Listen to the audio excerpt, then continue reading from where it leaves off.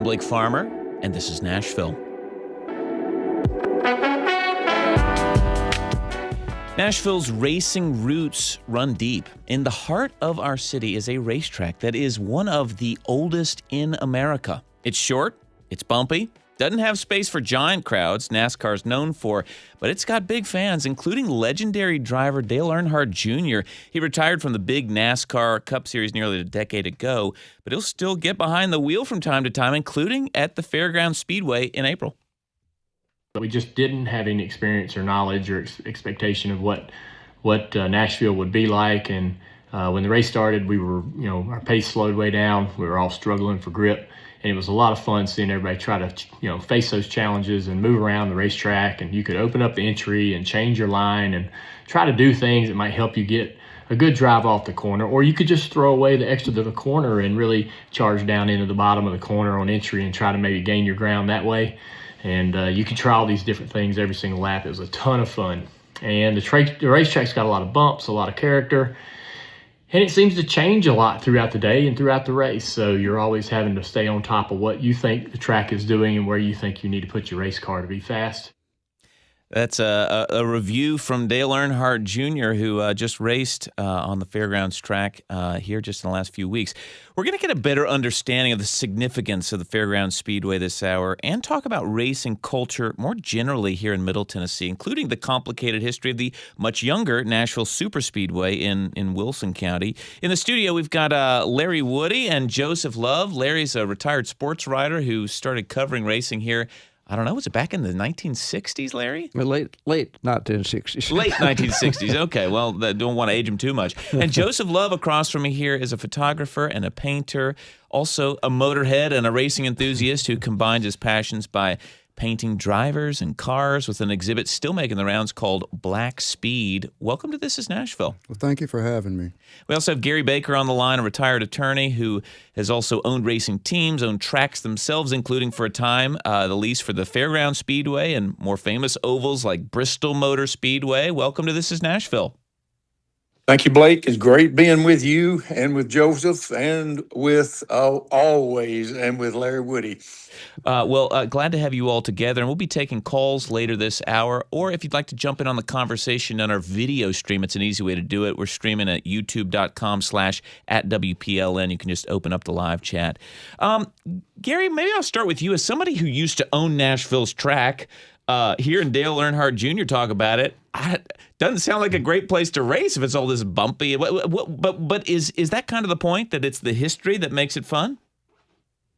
It's a combination of all the above. Yes, it is history. That's always among the top factors in any driver's repertoire of desire to win on a track. I want to win at Daytona. I want to win Nashville was always sort of the Super Bowl of short track racing.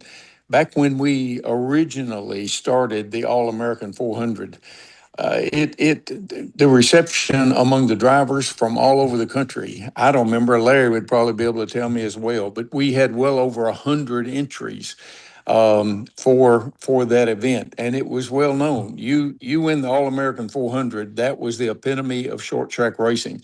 So yes, drivers love to be here because of the history, but drivers love to be here because this is a challenging track. It's conventional wisdom always said, if you drive well at Nashville, you can drive well on any track in the country. Nashville is a challenge. Larry Woody. And Blake, I think my buddy Gary Baker put it best. Nashville's always been a mecca for stock car racing in general, going back to, 120 years, Gary. But Gary put it best back when he was in the middle of this. Gary Baker was one of the most important, significant personalities in NASCAR racing, stock car racing, not just locally, but nationally. And Gary, I was asking one day about Nashville's potential. This has been 20, 25 years ago. Gary said Nashville could be Daytona without the beach. In other words, Nashville had the potential to be as big a racing mecca as Daytona Beach. Without the beach. What was the potential? Country music, and again we'll segue into this, Gary. But we're almost old enough, Blake, to remember when there was the Nashville movers and shakers, businessmen, politicians, all this. They resisted country music coming to Nashville. They detested the idea of all these hillbillies coming into town, yeehawing and carrying on. And there was a concerted effort to keep. Gary remembers some of this because he represented people like Johnny Cash, Waylon Jennings, and so forth. So Gary lived it. They tried their best to keep country music out of Nashville. They wanted to be the Athens of the South. They didn't want to be hillbilly heaven on Saturday nights. And so I think we're seeing some of that now. I think we're seeing a look down their nose at stock car racing. Nashville become a white-collar town, and some people don't like the idea of keeping a blue-collar sport going. Am I close, Gary? You're dead on it, 100% dead on it. At the time, and Larry well remembers this, during that time frame to which Larry is referring, that's when I was looking at building a new super speedway in 2 locations here in the Nashville area. This is well before the speedway out in the Lebanon area. We then were realistically projecting crowds of 200,000 to 250,000. Realistic? Yes, realistic. Why? Because the multiple draw. At the time, we were working with Opryland, the Grand Ole Opry. It was, of course, back at that time owned by NLT. We were working with all of those people, talking about the joint efforts of marketing, where they come in here and they have the run of the country music scene that Larry is referring to, maybe on Thursday and Friday, and then Saturday and Sunday there at the racetrack. Well, the people from Tumwater, Iowa, they'd have been here. And even without all of that, back then, our advanced ticket sales in Nashville, and this goes again to the fact that Nashville is a magnet city in and of itself, even before the racing.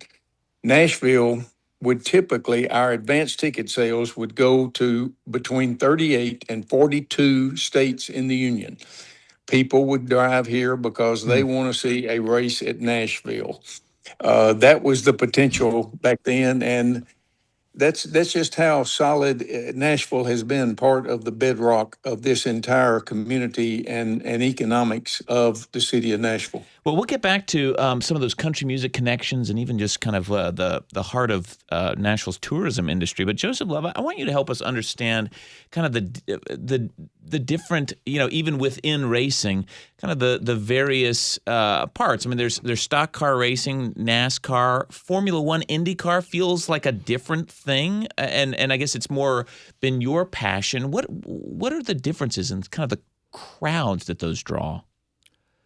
I would say the Formula One and IndyCar crowd is more of an international crowd. Yeah, because it was sort of a European sport to start. It's a European sport, and the drivers are mostly from Europe. Yeah. America only would have one Grand Prix a year back when the Grand Prix were here. Yeah. Years and years ago. So, just for those who are trying to picture this, how would you help somebody understand like the Formula One versus NASCAR? Like even just looking at the cars, like what's the difference in the drivers, the cars, the tracks? Open wheel racing, IndyCar and Formula One, they're mostly centered around. Well, Formula One is totally centered around Grand Prix racing, road course racing. And when someone says Grand Prix, that is a reference to a road race. Correct. Like the race that a few years ago we would have down in downtown. Correct. Got it. Yeah, Larry Woody? Not necessarily. We've got the Music City Grand Prix at the Nashville Super Speedway, a round track. Okay. So it's not exclusively road racing.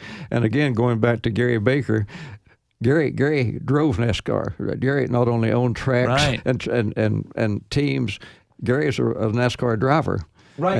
And, and Joseph, so he could answer your question about the difference in open wheel and cars with fenders. And Joseph, did you drive as well? No, I didn't. Never drove. I wanted to drive. Yeah. I always wanted to drive. Well, Gary, talk to us about what it takes to be a race car driver. I think if you are just a casual observer, you probably don't appreciate the technique, the gumption it takes to get in there and mix it up.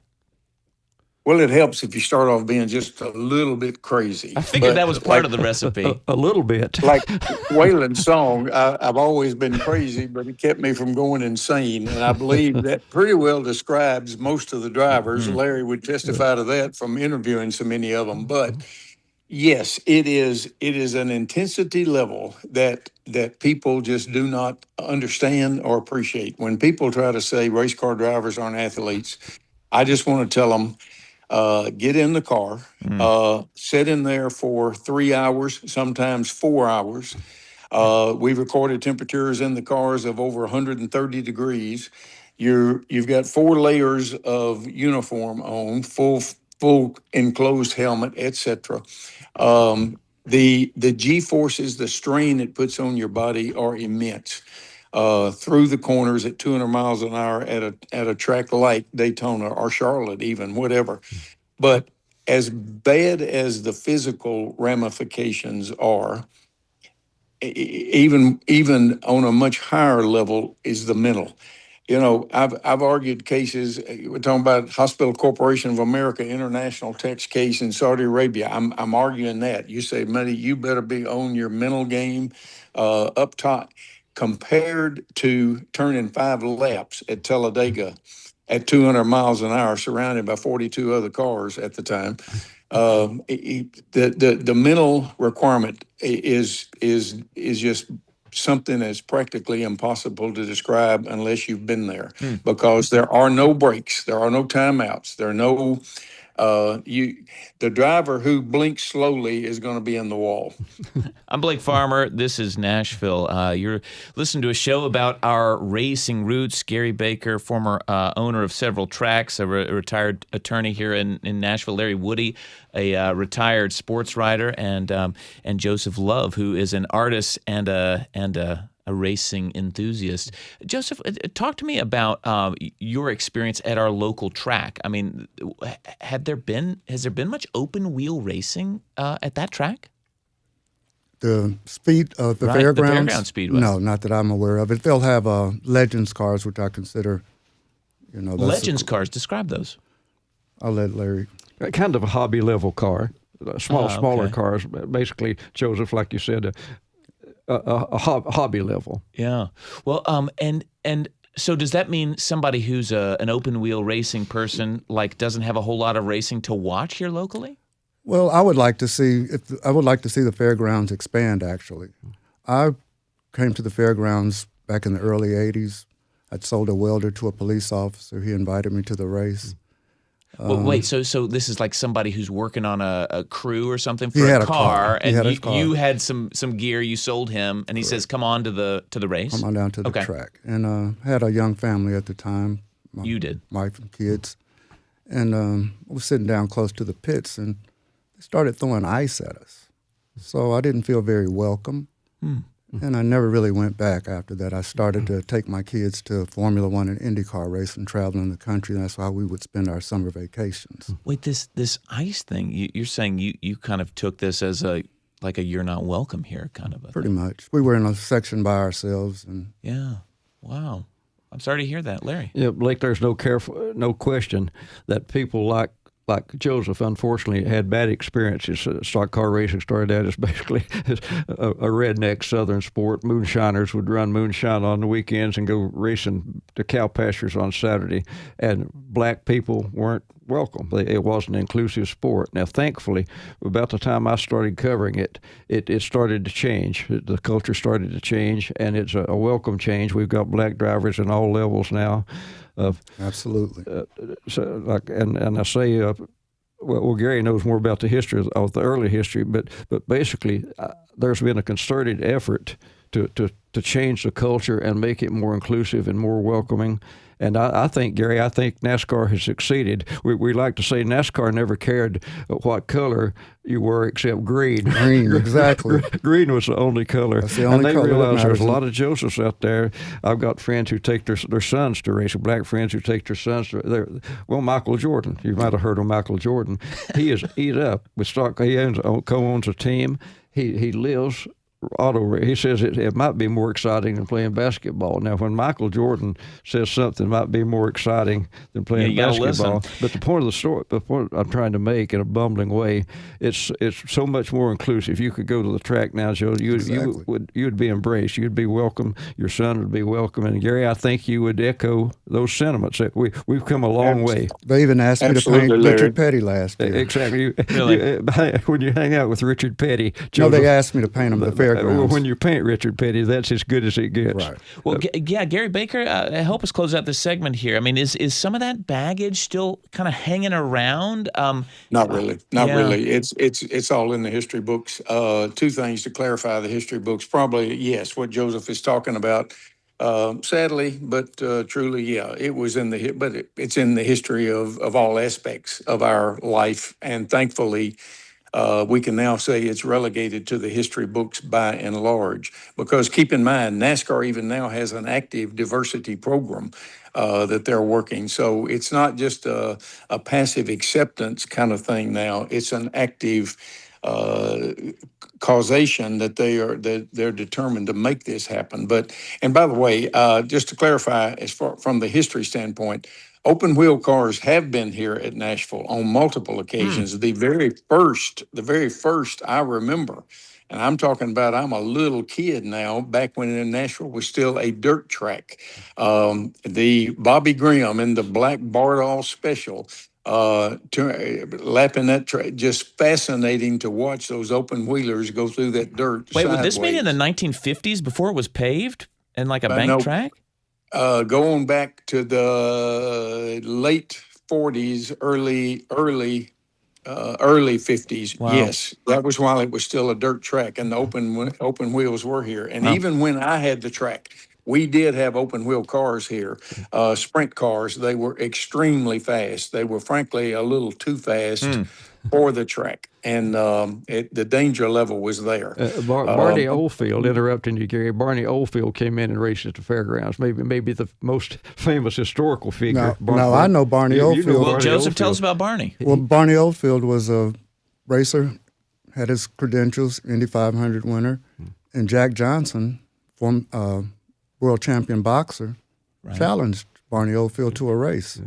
Wait, the boxer challenged Barney Oldfield to a race. That's the beginning of my paint series, Black Speed. Right. You'll see a photograph of a Jack Johnson with a cigar hanging out his mouth and some big knuckles and a steering wheel. And basically you'll look at that and say, what's this about? And it's Jack challenging Barney Oldfield. Black Speed. Check out Joseph Love's collection of his work, his paintings. We needed to take a quick break. All sorts of country music, as we've talked about, country music that is about racing. So maybe we go to break with a song by Brooks and Dunn inspired by the Dale Earnhardt. When we come back, we're going to jump forward to modern times, also venture out to the Super Speedway in Wilson County and its up and down history. We're going to open the phones as well. Your memories about Nashville's track, about the Super Speedway. What is it about racing that gets you out to the track? Why is racing such a divisive issue at times here in Middle Tennessee? Join us on air, 615-760-2000, our racing roots. Stay with us. This is Nashville.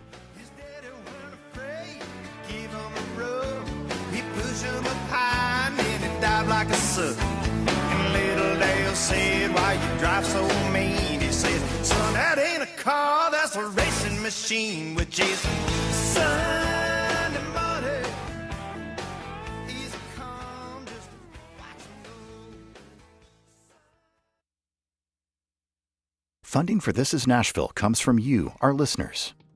And Tennessee Donor Services, honoring organ, eye, and tissue donors and supporting families across Tennessee. Learn more about leaving a lasting legacy by pre-purchasing the Donate Life Tennessee Specialty License Plate at donatelifetnplate.org. And the Osher Lifelong Learning Institute at Vanderbilt University, offering intellectual courses for adults over 50. Summer registration now open. More about the wide-ranging topics and curriculum at vanderbilt.edu/OLLI. And Davidson County Clerk's Office, with a reminder that most license plate renewals may be completed at area kiosk locations, including Bordeaux Library, Farmers Market, East Branch Library, and Bellevue. More at countyclerk.nashville.gov. Tennessee history is rich with characters, innovation, conflict, and some tall tales. So we're showing how that history informs our present day. The secret here is host Nina Cardona. She connects the past with current events every day in our Nash Villager podcast. Now, in partnership with the Tennessee State Library and Archives, you'll find her best essays curated at WPLN.org/backstory.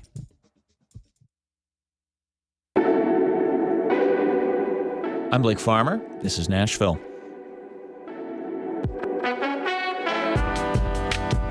You can be forgiven if you get mixed up at times. In Nashville, we're often debating the future of the Fairgrounds Speedway, but we also have the Super Speedway in Wilson County, much larger, 1 1/3 miles, opened in 2001, closed 10 years later, reopened after a decade of being closed, and bringing back the NASCAR Cup Series here. We're looking at racing culture in Middle Tennessee, taking your calls as well after this point. Have you been a fan? Have you seen fandom fading at the moment? What explains that in your view? What got you into racing in the first place, and the importance of having a track in the heart of our city? We're taking your calls, 615-760-2000, or you can jump in the live chat there at our video stream, which is youtube.com/@WPLN. A few weeks ago, producer Josh Deepan took a ride around the Fairgrounds Oval in a pace car. Let's listen for a second. 20 right about here, and then slowing down to about probably 75 to 80. They'll go up the bank, get the banking, and then come down the hill and have a good launch onto the front straightaway. So we're gonna do one more lap here. And again, we're at 60. These guys are at 120. Feels pretty intense for 60. Yeah. To be going a little bumpy. It's got some age and character to it. And then right about here, they'll come on to pit road. That's where they'll get gas, tires. They'll make their way down. We're gonna come on down, and there's a pit road speed, normally about 30 miles an hour, 35 miles an hour.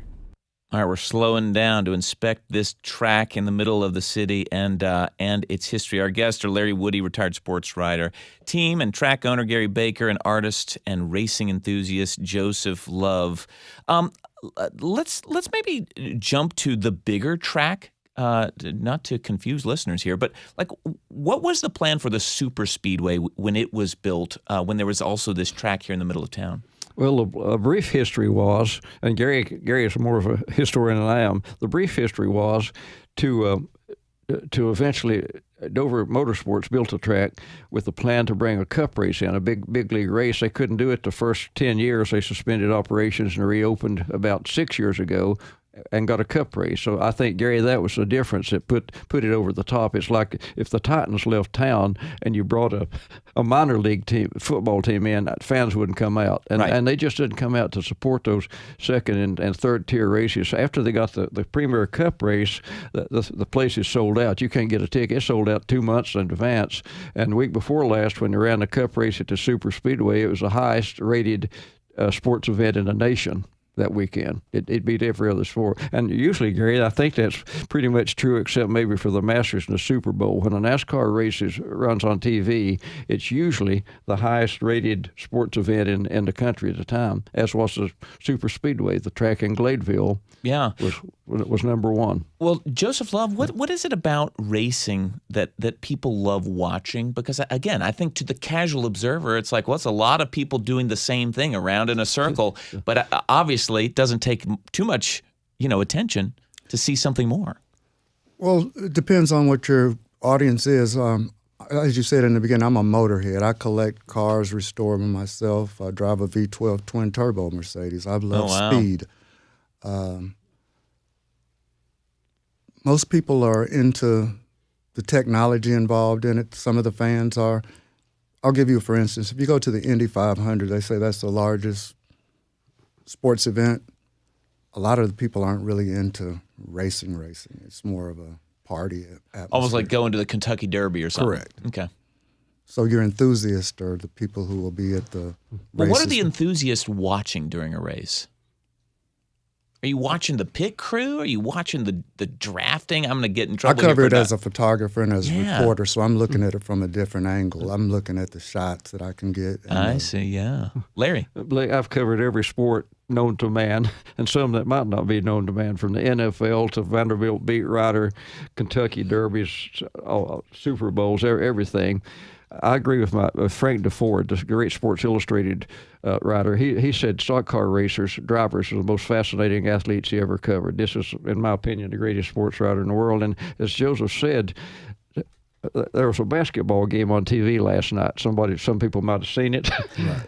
What you might say, Blake, what's the deal about that? You got some big guys running up and down the court with a basketball, and every once in a while they throw it in the basket. Yeah, one guy's so tall he can practically just put it in there. What's the big deal about that? Football. You got a couple of big guys. You give them a football, and they run down the field, and some other big guys try to grab them and take the ball away from them. It's like any sport, Blake. If you don't understand the sport, and like Joseph said, you've got to know what's going on to appreciate it. Otherwise, you just got some guy named Michael Jordan runs down the floor and throws a ball in a basket, or some guy named Peyton Manning throws a football down the field, or some other guy catches it. You've got to understand, and Gary could explain this a whole lot better than I can. You've got to understand the what's going on, and it helps if you also know the drivers, the personalities involved. That's really big, I think. Like all the above, Larry. Yes, like all the above. Richard Petty, and like you were saying, everybody here in America is into football, basketball, baseball, because every child can get into that. Yeah. They can have a ball or a basketball and practice, and not many of them grow up driving. But not many of them can grow up driving a shifter goat cart or something that you're going to have to get. But the old saying, the world is divided between two classes of people: those who are automobile racing nuts and those who have never been to an automobile race. Right. But like I was saying, the fact is, name any sport other than racing, there is none that is a sensory explosion in all five senses. You're sitting in the grandstand or you're down on pit road. When those cars come by the first time, yes, it is the sound. It's beautiful music. It's the sound. But it's far more than that. Of course, it's the visual. Far more than that. It's the vibration, and the grandstands are actually vibrating. It's the smell of the racing rubber and the racing fuel that's burning. It is just an explosion of senses. I'll make this real quick, but I was talking to a president and chairman of the board of one of the banks here in Nashville at one point in time. He said, I always thought that the epitome, the top of the mountain in sports, was sitting in the stands watching Alabama and UT in October, and it's fourth down and goal to goal, and it's a 4-point game. He said, it just doesn't get any bigger than that. He said, the problem is then I went to Talladega. And when those cars came by on the first lap, he said, I've never been to a sporting event where the hair stood up on the back of my neck. He said, I'm hooked. Now, that was a guy who had never been, but with that's the difference. And when people have that sensory explosion, it's sort of like that needle in the arm. It's just hard to get out.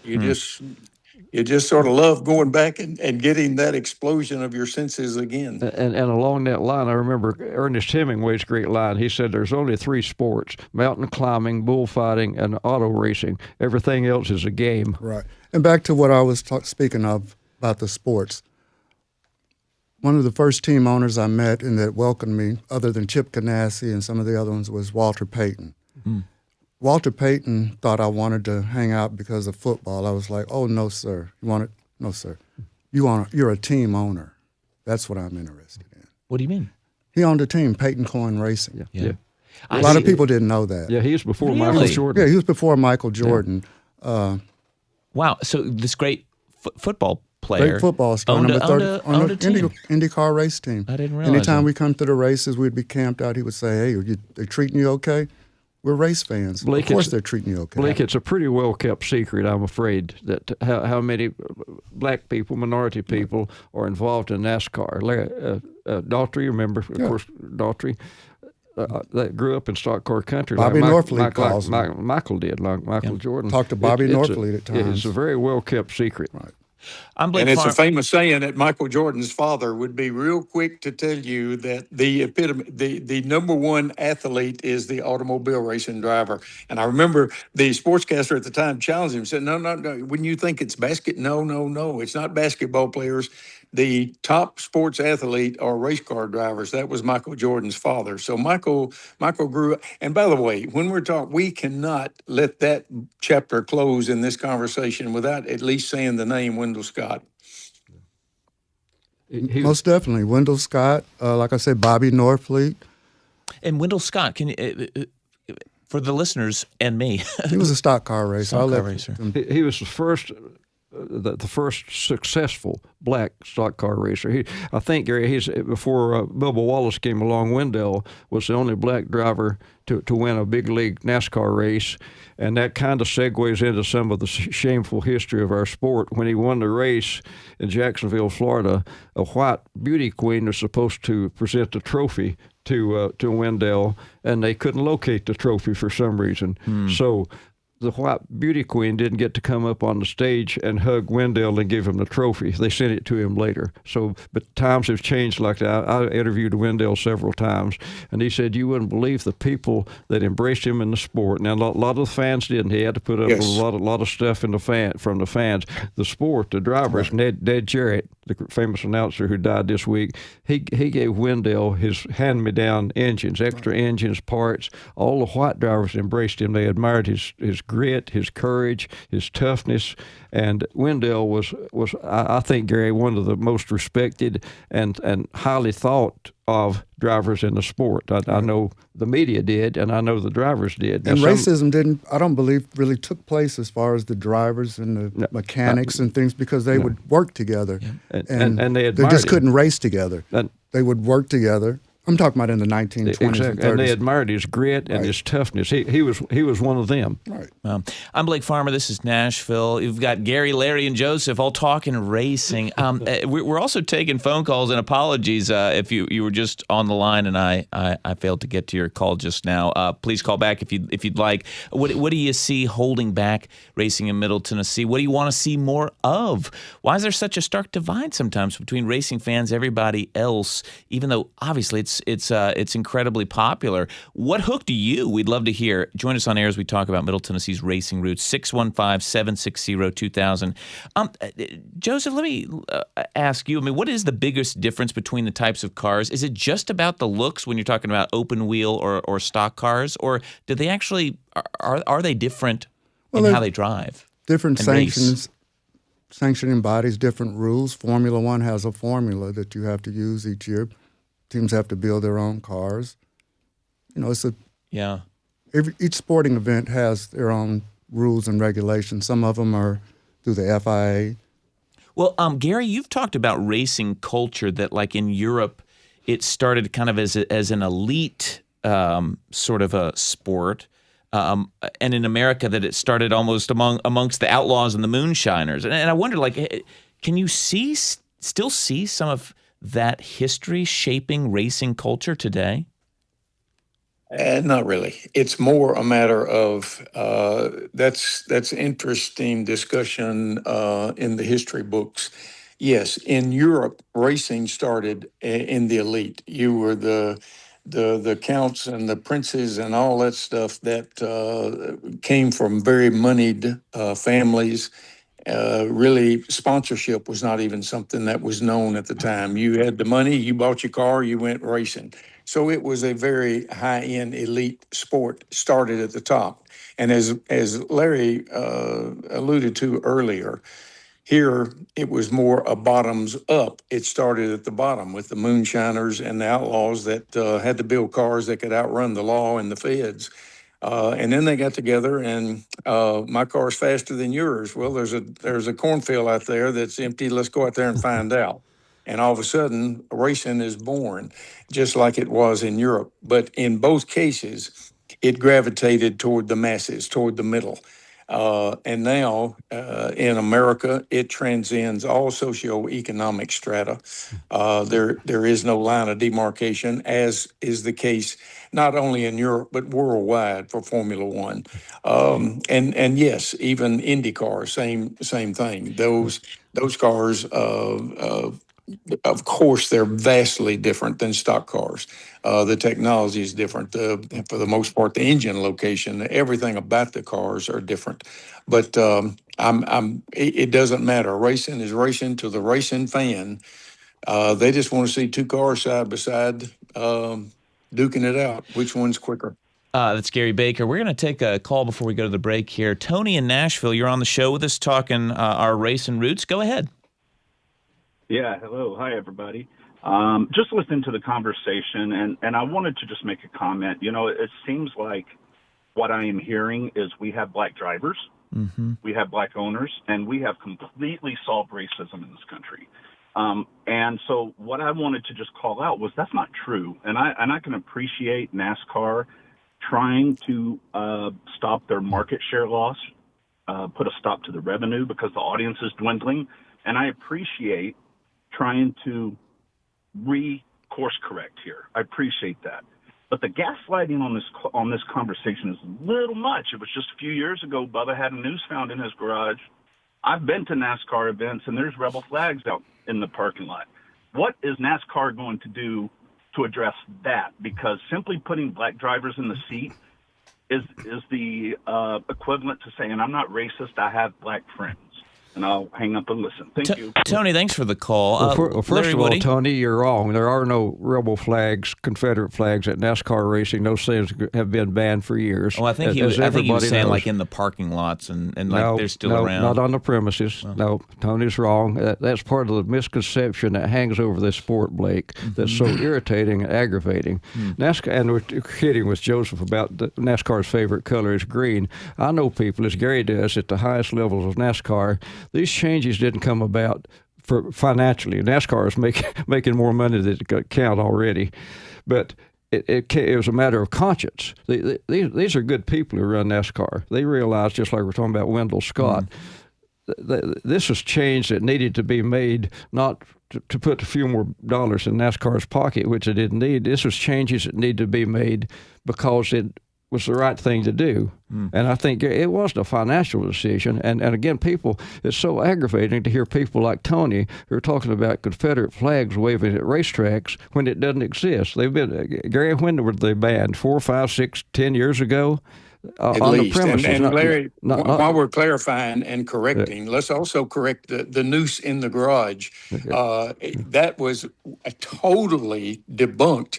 It was totally proven that was nothing more than a pull rope on the end of a garage door that had been there for several races long before Bubba was assigned that garage space. So that was totally blown out of the window. That was a total fake story. And Gary, in defense of Bubba Wallace, I don't think he realized what was going on. I think Bubba was misled by some people, and some of the mainstream media picked the story up and ran with it, and it was an incorrect story. But it was all over the country about a noose in the garage. There was no noose. It was a garage pull string. But the media had all that toothpaste was out of the tube and smeared all over the country, including smearing NASCAR, and it was a fake story. Well, Joseph Love, while some of these things may have developed a life of their own, these stories. Is that perception something that continues to persist for folks who feel like, is this a sport that welcomes me as a fan or an enthusiast or otherwise?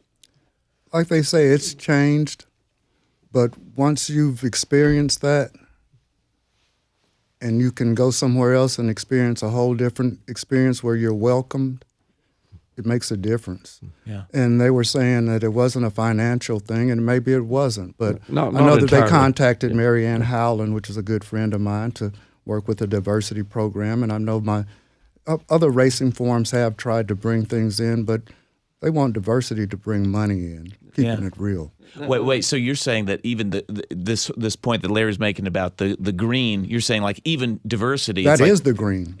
Right. What do you mean? The diversity. If I can bring in a black driver, and if I can bring in a black audience, I've doubled my participation as far as my audience is concerned. There's no question. Lewis Hamilton has brought Formula One to a whole nother level. There was never a black driver in any form of Formula One or Indy Grand Prix racing. Yeah.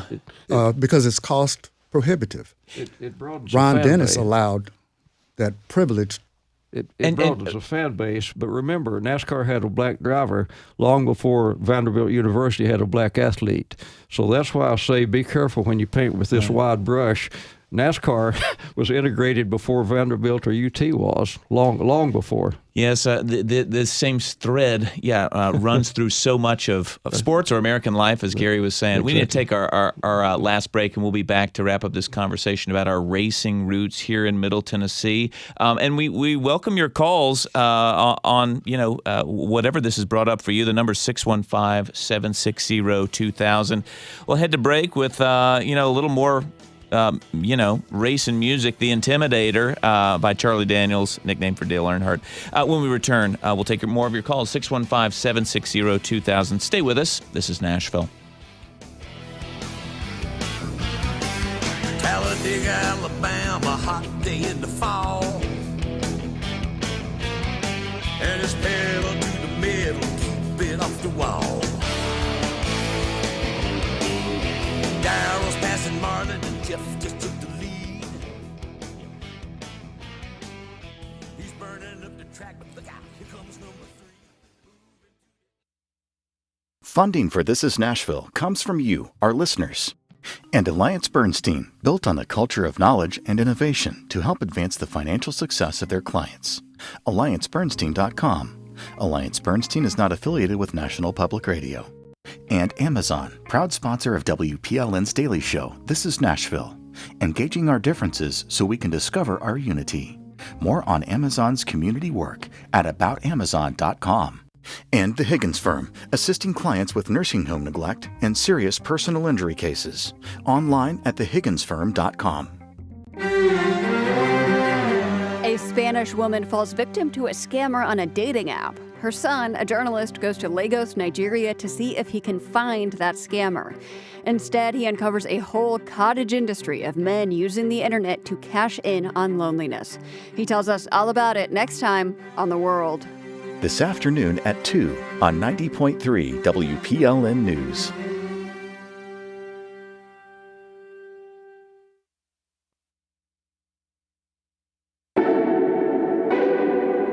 I'm Blake Farmer. This is Nashville.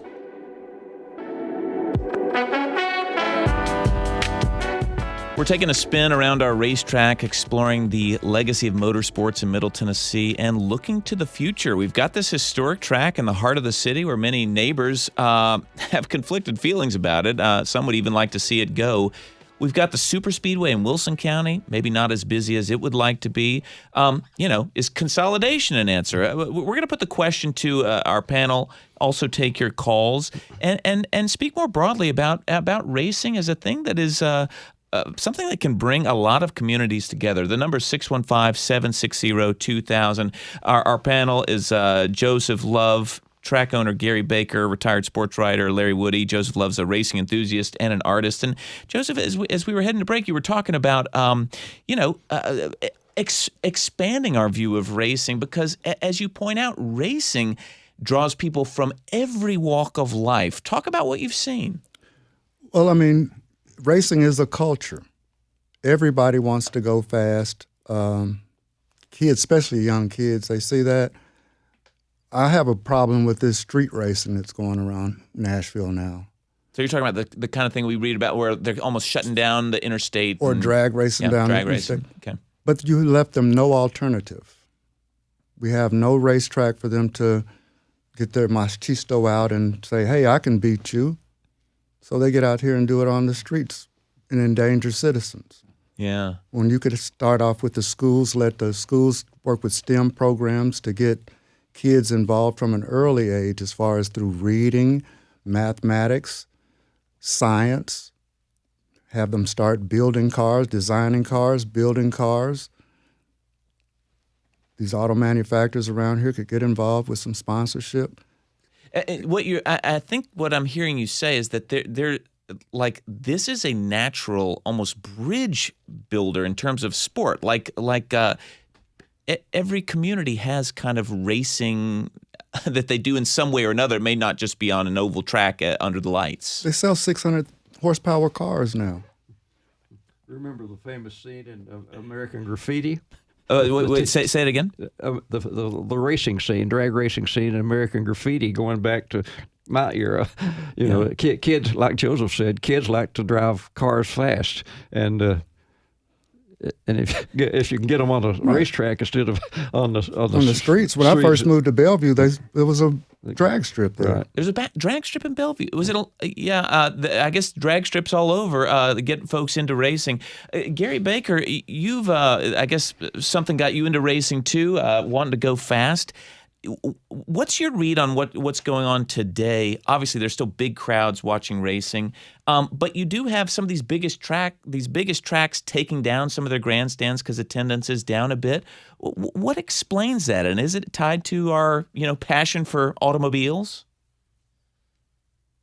Yes, it's tied to the passion. That is one of the factors. Larry and I can talk about back in the day, and I don't know the calendar information on Joseph, but I know in Larry and I's case, you go back to the day when the most important day of your life was the 16th birthday. Oh boy, I can get my license. I can go buy whatever, get a car under me. Oh, Joseph, chime in here. I'm old enough. With 14, I had a motorcycle license driving to school. All right, so he's with you, Gary. Joseph, join the club. Right. All three of us are together. Exactly. And is that factor as prevalent today? No, among the youth. But I think that goes to Joseph's point. If we made a bigger effort to bring youth into the automobile culture, coming into the racing culture of automobiles would be a natural.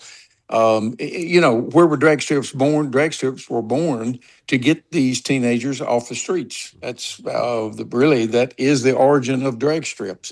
But the factor, you're talking about grandstands coming out and all, there are so many factors. If we had about 4 hours to go before we had to break, we could talk about all the factors right now that are coming into play on that. Bristol, there was a time when there was 160,000 people in the stands and a 50,000 waiting list just to try to buy a ticket to Bristol. That day is not here anymore. What's the difference? Well, there again, we can start talking about a lot of factors, but far more than we've got time to go into. But is racing in any way dead or on the way out? Absolutely, it is not. It's facing some reality, but no, everything ebbs and flows, and the crowd situation at racing is no different as it is any other sport. Formula One. The fact is, yes, it's been growing leaps and bounds in America now with 3 races or 4 races, Formula One races, but also the TV show that Netflix put on that has really brought people in because, again, like Larry and Joseph, I think both were talking earlier, people started understanding what was going on with the sport. Once they understood it, they wanted to watch it. They wanted to be part of it. So a lot of factors are at play, but racing is by no means on the decline. Let's take a quick call here from Jim in Murfreesboro. Jim, you're on This is Nashville talking about our racing roots. Go ahead. Yes, I enjoy hearing these guys talk. You tell they've been there and done that kind of guys, but how can you have this conversation and Red Farmer's name never come up? Red Farmer. Well, you're right. Red Farmer has not come up, and I don't know if there's any relation here, but do you care to inform us? I'll tell you what, I used to drive drag cars and wrench round track cars. I did the tuning at the track. We pitted beside Red Farmer lots of times, the Allison boys, but nobody was as good with a short track car as Red Farmer. Nobody was as good as Red Farmer. Well, is everyone here familiar with Red Farmer? Just me who doesn't know my namesake? Or something? He grew up by the fairgrounds. He's a Nashville native. I think Gary is about in his 90s now, and he still races. He still races on little dirt tracks. No Joseph's way. nodding his head, too. He knows Red Farmer. Really? Joseph, you do too? No, I'm just amazed that somebody 90 is still racing. Yeah.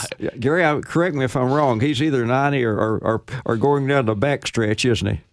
Amen. He's right at it. Wow. I'm pretty sure he's. We got to get him in here for a profile interview or something. He's a story in and of himself. He grew up with he grew up with the fairgrounds, Blake, and he said as a little boy that was his lullaby at night. He would go to sleep listening to the hum of the engines in the fairgrounds. Wow. And speaking of that segue, I think you want to get into the situation, the debate at the fairgrounds. Well, let me ask you about this because I think you could. I mean, now that you've got the same owner who is working the tracks, the super speedway in Wilson County and the one in Nashville, I think people could look at that and say, well, it's a newer track, it's a bigger track, it's got more space. Why wouldn't you just have races out there?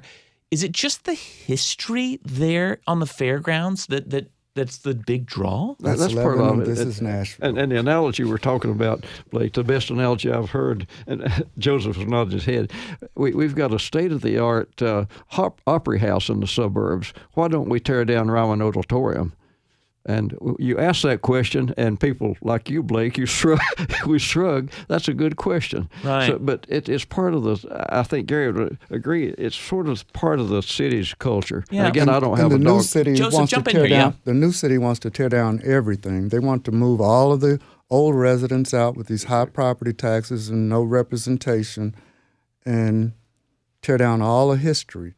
Some history is good, some history is bad, but these buildings need to remain. That's history. And I don't think, guys, I'm not sure the debate over the fairgrounds has anything to do with stock car racing. I think it's a debate, like Joseph said, over the culture, the fabric of the city. I think you've got the old Nashville and the new Nashville, and there's a debate, what do we keep of the old Nashville? And I think that's what the debate is about at the fairgrounds. Well, even when you moved the racing it's not as prevalent at the fairgrounds. All the little motor shops that I used to frequent and work with all the time doing my restoration of cars and working on, they've disappeared. Exactly. Well, and what's your read that they just can't afford to Well, operate if you don't in have that racing neighborhood? here any longer, why do we need to have a radiator shop, or why do we need to have a, machine shop here to? No. Well, USA Motor and Machine, they're still around, but it used to be a ton of shops around the fairgrounds. You're right. The industries that were built around the fairgrounds racing. Mom and pop business. Well, we've bitten off a little bit of this big debate, but there's much more to say. So grateful to our guest, track owner, one-time driver. We didn't get much into that. Gary Baker, thank you so much for joining us. Writer Larry Woody, and artist enthusiast, racing enthusiast Joseph Love. Thanks for making the time for the show. And Blake, we appreciate NPR putting this on, because it gets the word out, I think, to a lot of your listeners who normally might not be listening to a discussion about racing. Well, the word is out now. If you missed yesterday's show, we had strong dad vibes, David Fischette and Robert Taylor on fatherhood. You can listen back at thisisnashville.org, or you can watch at youtube.com/@WPLN. Today's episode was produced by Josh Deepan, directed by Tasha A.F. Limley. Phones, Josh Deepan's working those as well. Liv Lombardi making us sound and look good on YouTube. The masterminds behind our theme music are Larange and Namir Blade. Did all the racing talk get your mind running? Well, you can let us know what you think. Racing comes up nearly every month when Mayor Freddie O'Connell's on the show. You can leave us a voicemail. Let him know what you think. We'll work it into that show. 615-760-2000. It just goes to voicemail after the show's over. You can also find us on Instagram at thisisnashville_WPLN. I'm Blake Farmer. Go in peace.